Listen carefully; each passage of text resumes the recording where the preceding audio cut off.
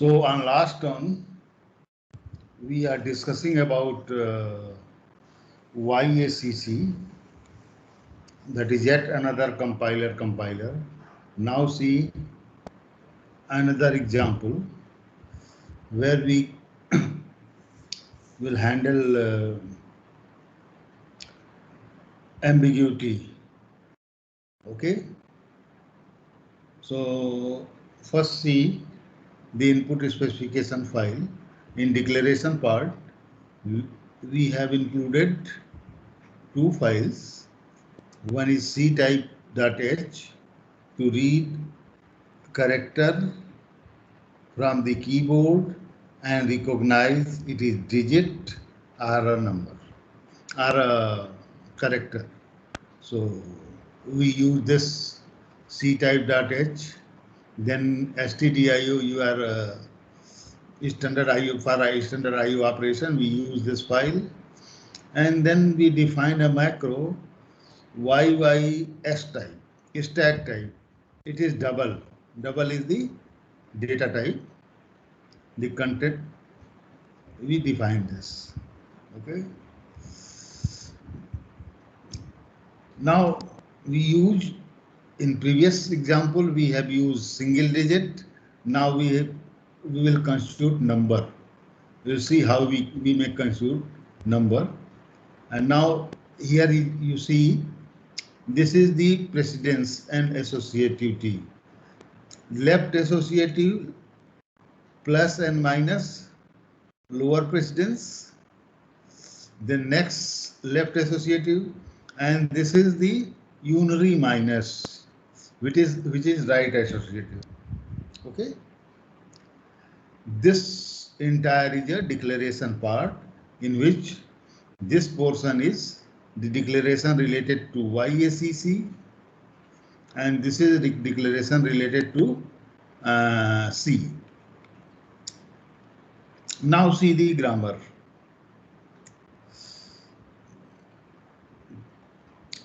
Means translation rule part, second part of the input specification file of YACC. If you see this very production, line to line expression and enter, means this very production facilitate you to evaluate multiple expressions. Okay. Means it will evaluate the expression, and then again it will become line, and so on. When you press enter twice, then your program will terminate. Now see, if we have means we have pressed enter, this enter means new line character. In that case, it will print the value of this expression. Means if you have written 2 into 3 plus 4 like this, then it will compute the value in this expression, and you press enter. It will compute the value of this expression and print. Now see this %G. Any of you know about %G?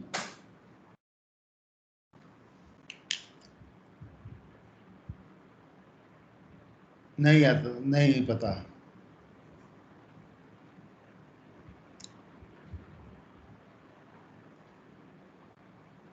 Actually, if you see floating point numbers, you have specification %F and %E. These specifications are being used to print floating point number. Okay. This specification will print the floating point number in fractional form, and these two will print floating point number in exponent form. Okay. And the case of E will in exponent form will be the case of E that you write in the number. Okay. Now G, %G is an intelligent, you may say, specifier, which will first decide the magnitude of the number to be printed. This number, if its fractional representation is appropriate, then it will work as a %f. Otherwise, it will work as a %t. So perhaps now it is clear. Now here, if you see this grammar, second portion to handle the expression, this grammar, it is ambiguous grammar. You know, we have discussed about this grammar.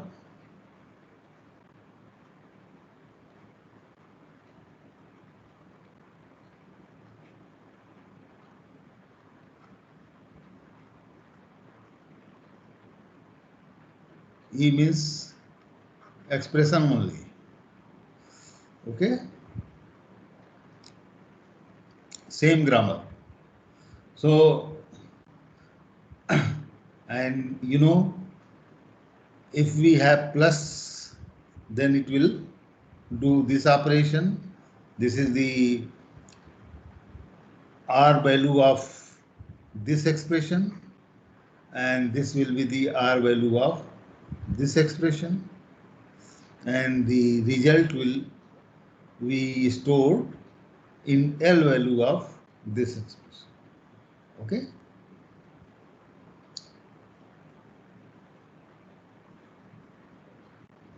Just see here, no action has been written. Okay. If for any production there is no action, then it means it is $$ equal to $1. This is default assignment. Okay, copy. Now, so this is translation rule part. Here we have defined production, different production and action. Now come to the next part. Here you just see YYLX will supply the stream of token, as you know, that we have used in the last example. And now it will read the string input character by character. Okay. And it will skip white spaces.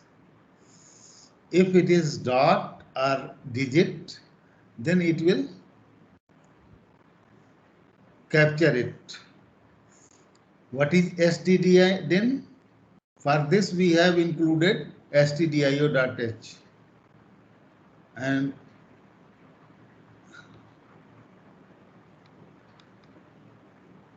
this is standard input device. The buffer of keyboard is named as stdin. Okay. It will read character by character, and then for my string in this YY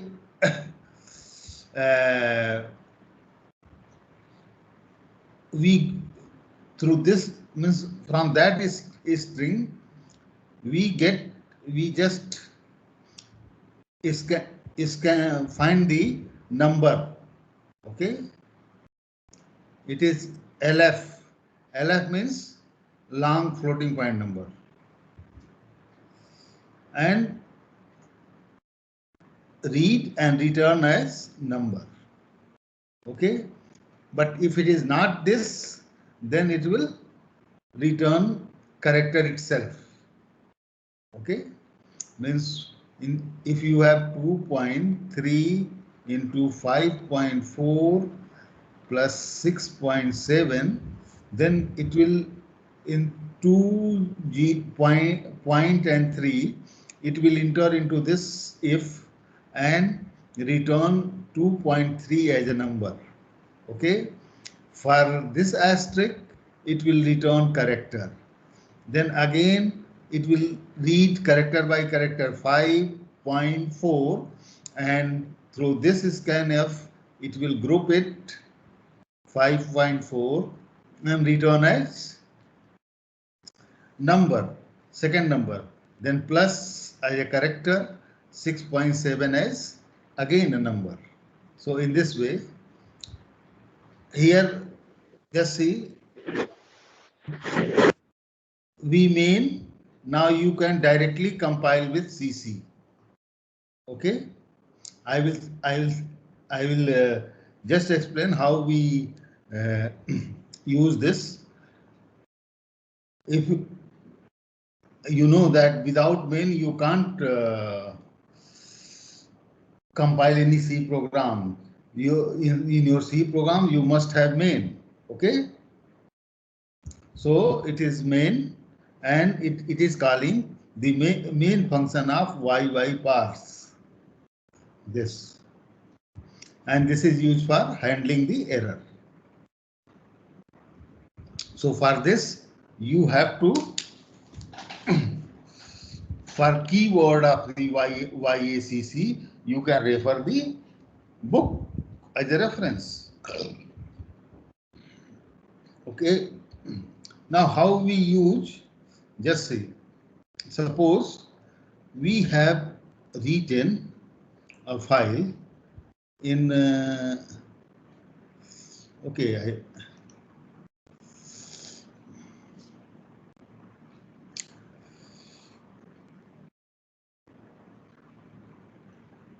see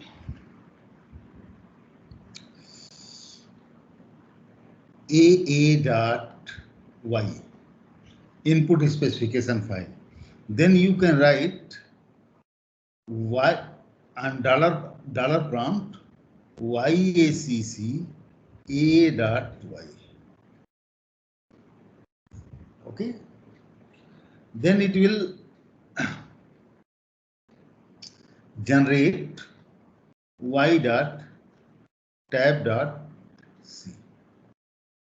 C program. You may consider for case of the first program. In that case, if you compile this y.tab.c using C compiler y.tab.c, then you will get error because your main function is missing. In first program, it will say that your program should have main in like this type of error. What we can do, you can write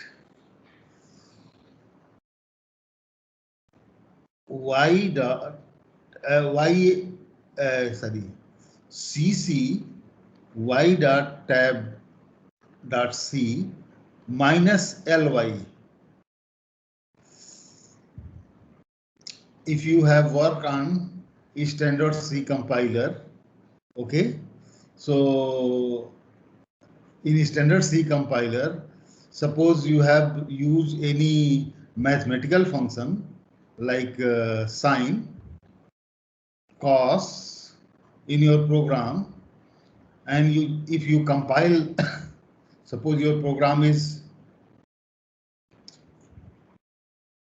A.c, you compile having this sine and cos function A.c, you will get error in the form of sine and cos are unresolved function. If you in spite of you have already included maths.h. Okay, why you are getting this? Because in the case of standard C environment, you have to identify about the library containing the body of sine and cost function, and body of sine and cos function are available in mass library. So how we may compile? For that you have to write on dollar prompt cc a dot c minus lm. Minus lm means link mass library. Okay, then you will see that those two unresolved symbols means functions sine and cos used in the body of the program a dot c is get resolved and no error is removed and your file get compiled and linked. Means actually during linking you have to indicate which library should be linked. In the case of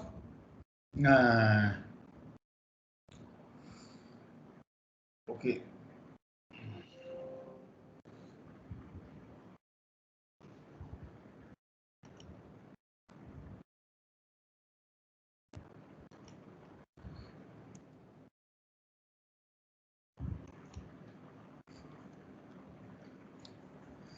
in the case of Lex, I have told you how we use. Suppose we have a file a.l. So dollar Lex a.l. It will generate lex.yy.c. To compile this, you can use $cc lex.yy.c. I have told you you have to write -ll link lex library. In that case, it will not ask for main. Okay, your program is get compiled in lex library. We have this provision to, in the case of actually the main function of lex.yy.c is same yylex function that you have used here. Yylex function. This yylex function is the main function of lex.yy.c. Okay. Similarly, in the case of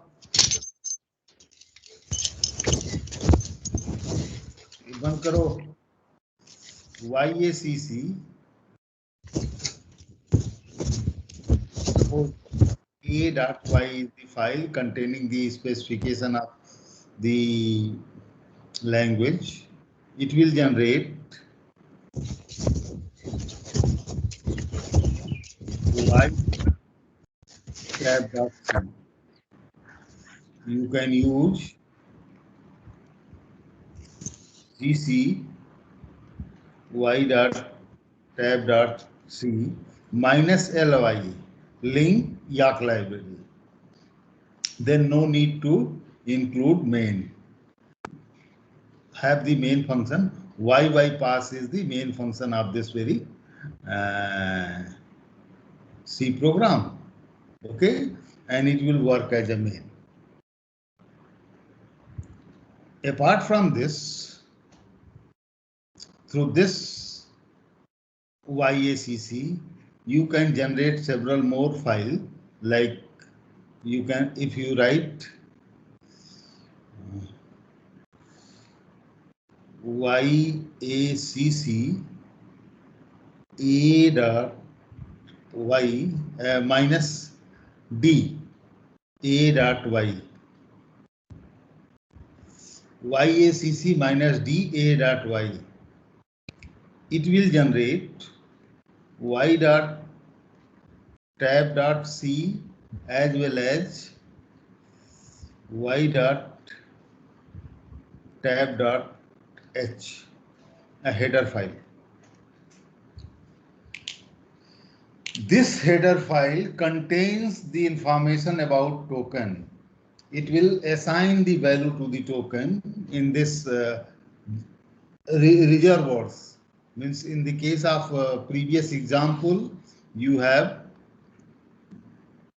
number as reserve word, so it will generate 257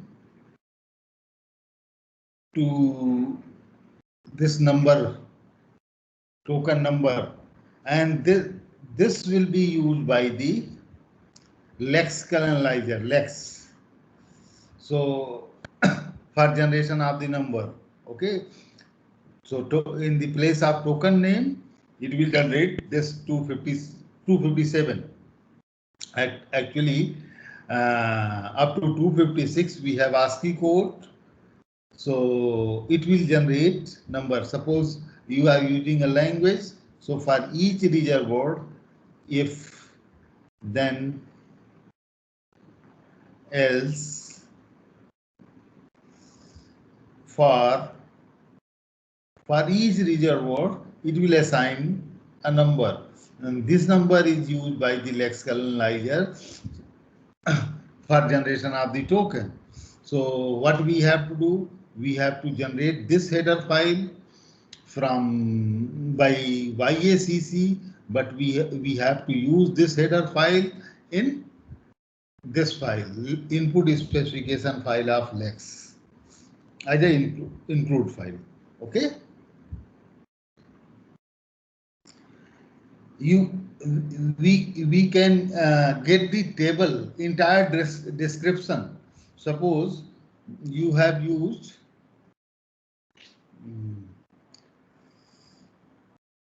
you have written a.y, input specification file, and $YACC a.y. It will generate, I have told you, y.tab.c and report about the number of conflict you have in your grammar. So suppose it says your grammar has 2 shift reduce conflict and one reduce conflict. In that case, you can't proceed. So you have to identify where you have the reduce conflict.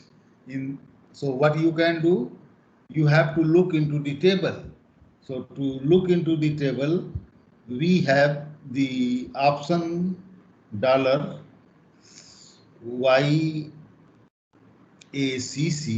minus V a.y.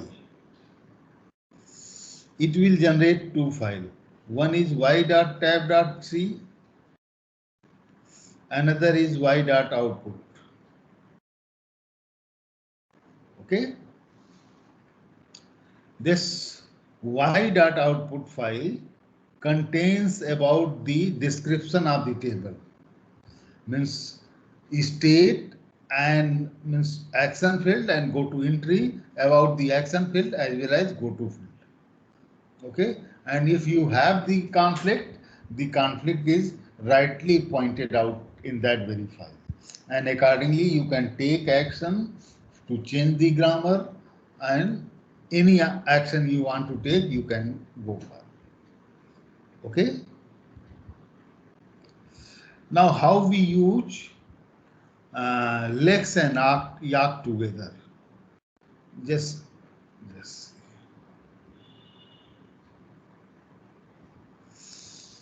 Here it is written flex.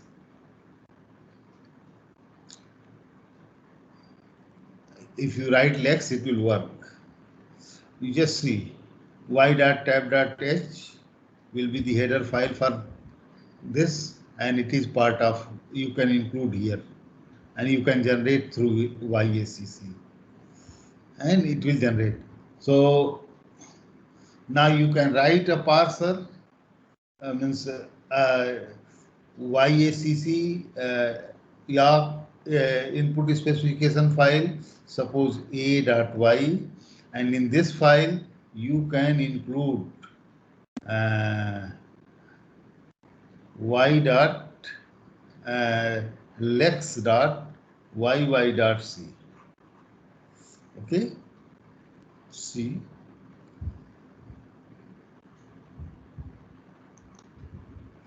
We have discussed about the options D, V, simple. Just see, same program here. You just see we don't have body. This supporting C routine. We have just included lex.yy.c. This lex.yy.c has been generated by the lex tool. Okay, so in this way you can use this tool. This is very important tool. And now come to the, and this will be the seed for the next unit, that is unit number 3. The name of unit is syntax directed translation. Okay, you just see how, what is syntax. Syntax is shown by the, syntax is nothing but various language constructs, and it is shown by the different production, like, just see, S for E1, E2, E3, C. In C language, see this production. This I am writing again, STMT for E1, E2, E3,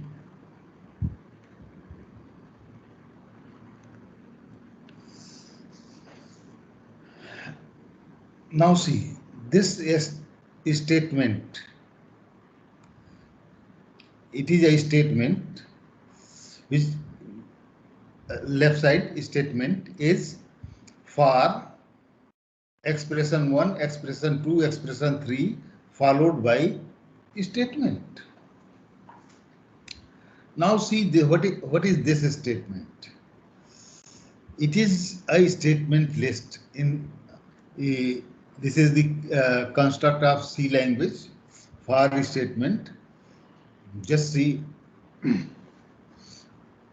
this statement is a single C statement, maybe a single C statement terminated by semicolon, or a group of say C statement within curly bracket. Okay, if this statement is same, again we write same here, then that is nesting of the loop, means loop within loop, and so on. Means it may be this statement. Actually here you may have single statement or a group of statement within curly bracket. So if you have single statement, that statement may be the in any simple computational statement, or if statement, means loop statement, any statement it may be. Okay, and in group of statement again you have. So and just see, so this will say about the certain language construct. And now see about what we have to do, what action we have to take to translate this action. Okay, in that case you just see this E1. E1 is an expression, E2 is another expression, E3 is another expression. But see, here we have to check about this expression. The nature of this expression is fixed. This is used, this expression E1 is used to, means the purpose of this E1 is to assign the initial value to loop index. Okay. So here you may have any assignment statement like I equal to 0. You may also write sum equal to 0. Okay, and then come. This entire will consider as an expression. Means we have two assignments. One is I equal to 0, another is sum equal to 0, separated by comma operator of the C. Next, the nature of this expression is to define the scope. So just see, here we have to give action to check the nature of the expression. If assignment, then okay, otherwise it will produce error. Okay. So for that we have to introduce some semantic rules. It means we have to associate some attribute with this non-terminal. Similarly, we will discuss about that. You just see need, why it is needed. Next is E2. E2 is again an expression, but nature of E2 is different from E1. Where E1 is assignment statement, but the purpose of E2 is to define the scope of the loop. Okay, so scope of loop. So here you may have the conditional expression. Anything which is not, if you don't have conditional expression, your compiler will report error. Syntax analyzer will report error. So you have to check that this expression must be evaluated on certain predicate. So the operator used to form these expression, C operator. Only two type of C operator may be used to form these expression. One is relational operator, another is logical operator. These two operators are allowed. So you have to introduce a semantic action so that you can check that yes, the expression written in place of E2 is conditional expression or not. If not, if suppose you have any arithmetic expression, then accordingly it will give you the error. Means the purpose of this expression must be evaluated on certain predicate, either true or false. Okay. Next, E3. This E3, the role of E3 is, it is an expression called iterator to compute the next index value of the loop. Okay. Index value for next iteration of the loop. So here, any expression that compute the new value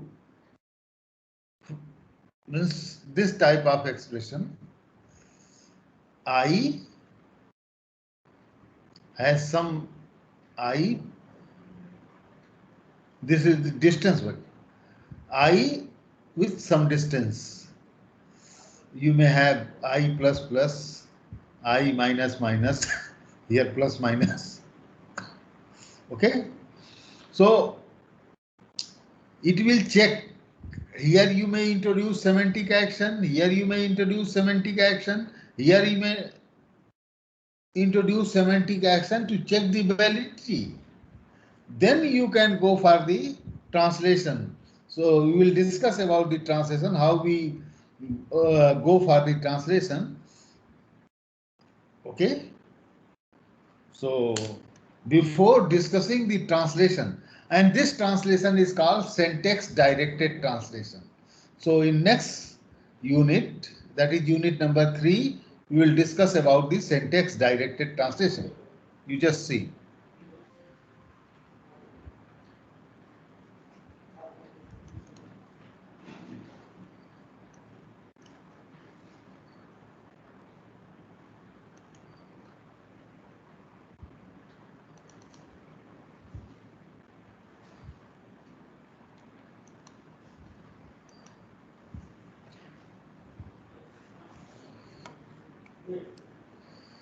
And syntax directed translation may be implemented through YACC. So we have integrated this syntax directed translation with parser itself.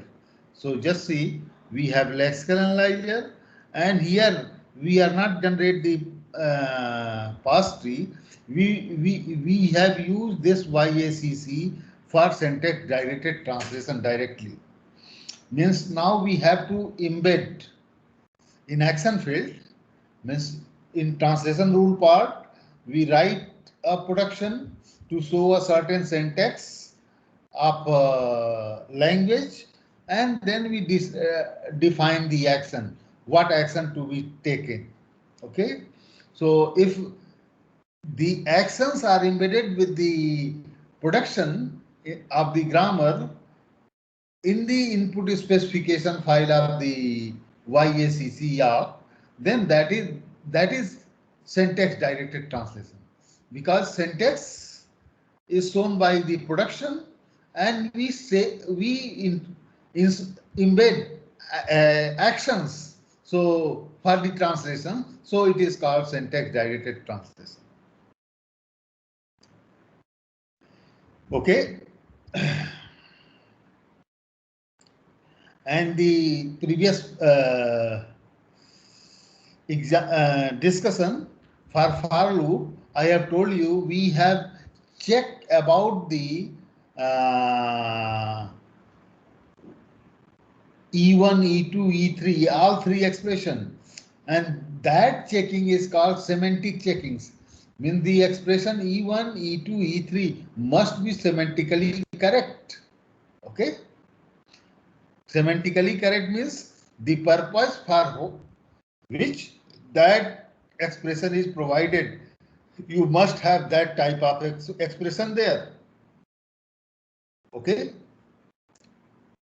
So see, up to now we have discussed a lot about the structure of the compiler. Lexical analyzer, through lex you can generate lexical analyzer. Now we have discussed about the YAC specification file and introduced the action, but we have introduced the action at the tail when it is get reduced. Now you can introduce semantic rules with the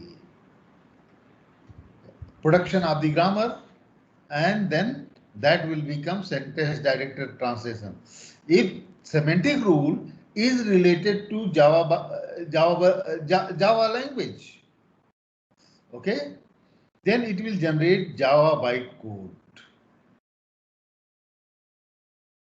Okay, directly you can directly Java bytecode, you know, is the intermediate form. It is not machine, and this in intermediate form is here you may generate any your equivalent program in any intermediate form. If suppose you have expression grammar, then you can convert any expression into postfix notations. Okay, any expression into syntax tree, into DAG. So here it will generate. We will discuss how we can generate the code for that. And in the case of compiler, we generate most generalized form of the intermediate representation of the source program, and that is called 3-address code.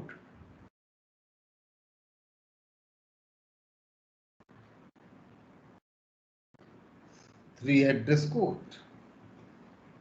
So now come to the how we do the syntax directed translation.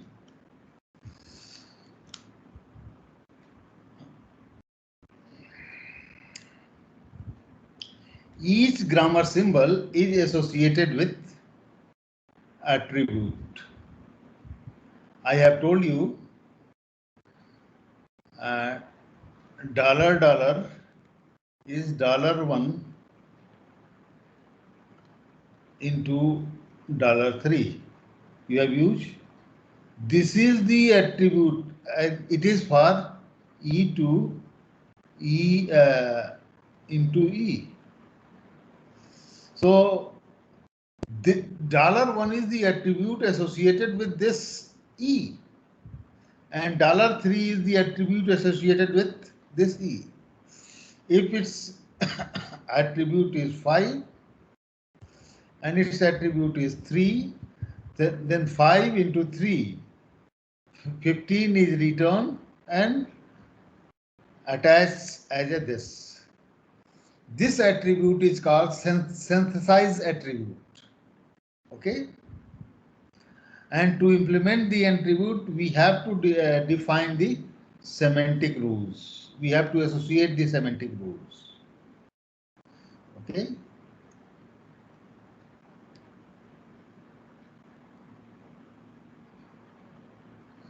The attribute may be, here we have a number, it may be any string, it may be any memory location, or any, suppose it is a structure. So suppose you have student type data. So it may be the data of entire a single student. Meaning you have defined your student type data, and in student type you have the name of the student, registration number of the student, height of the student, weight of the student, gender of the student, class of the student. So all these information will be the attribute for that very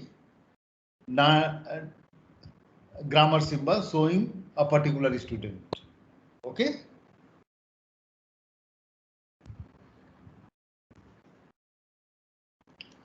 Now see syntax directed translation. First we have to give the definition. What it means. Means if you have certain construct, what is the meaning of this construct? Okay.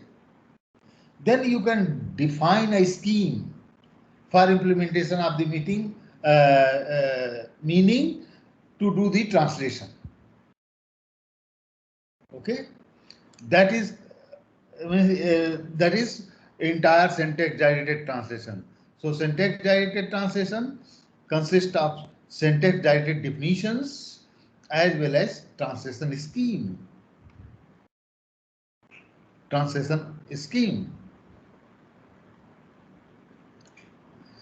Syntax directed definition is nothing but a specification of a grammar symbol. Means we will discuss about the how attribute are get going. Means we define with the attributes, okay, and how attribute are being used. It will come in the definition. Translation scheme means we define semantic actions, rules to manipulate those attributes for a particular cause. You can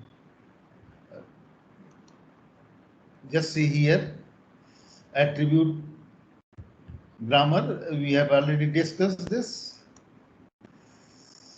Now, annotated parse tree. Just see, if we have a tree and we associate the attribute at each node, then that is called annotated parse tree.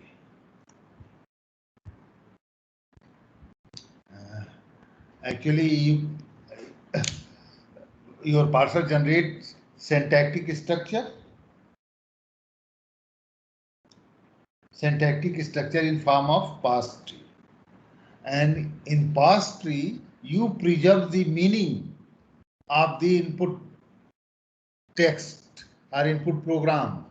Okay, and if you associate attribute at each node of that tree, then that is called annotated parse tree. Okay, you have to keep means in GATE you will get what question on this.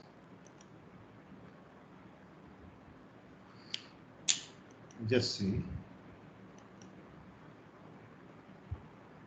Okay. Now come to the attribute.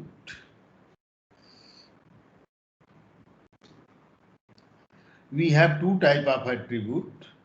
One is synthesized attribute, another is inherited attribute.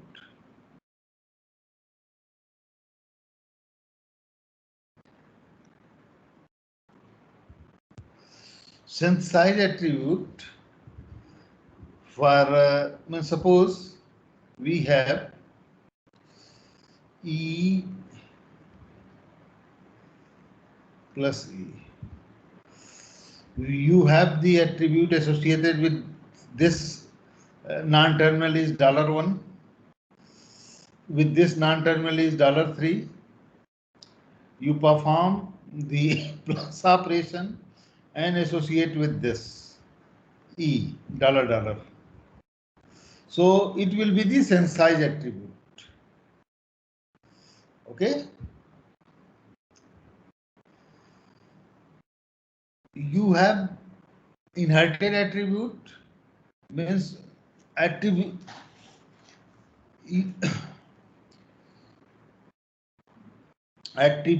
if attribute of a node depends on its children, then that is means in nutshell you may say, then that is called synthesized attribute. If attribute of a node depends on parent or sibling, then that is inherited attribute. Okay, means in the case of type declaration with various identifier, we have to inherit the attribute from parent.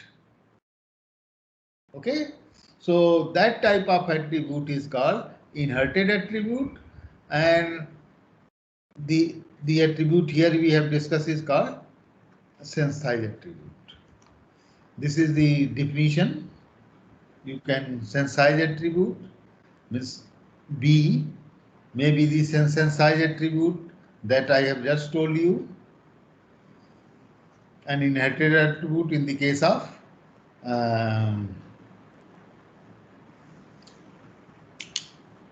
in the case of transmission of the type information. Just see here. This is inherited attribute and this is synthesized attribute.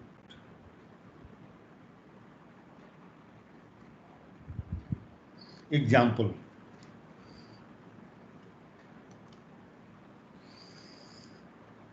See the syntax directed definition. It is same as in the, okay, we will discuss on next one. From here we will discuss on next.